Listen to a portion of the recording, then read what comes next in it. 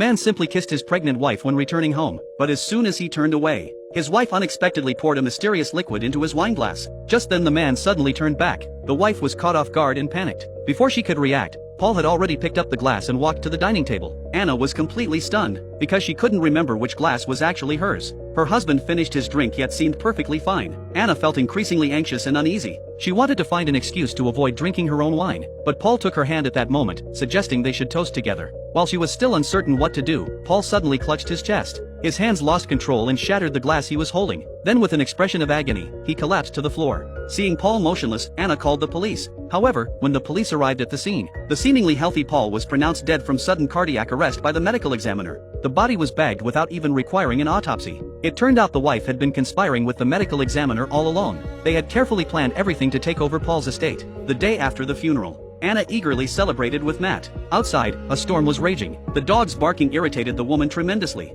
Furious, she went down to the basement to retrieve a shotgun. She then went outside and aimed at the doghouse. Unexpectedly, she broke the lock instead. The large dog seized the opportunity to escape. It ran along a path and eventually arrived at Paul's grave. And at that moment, the buried Paul suddenly opened his eyes.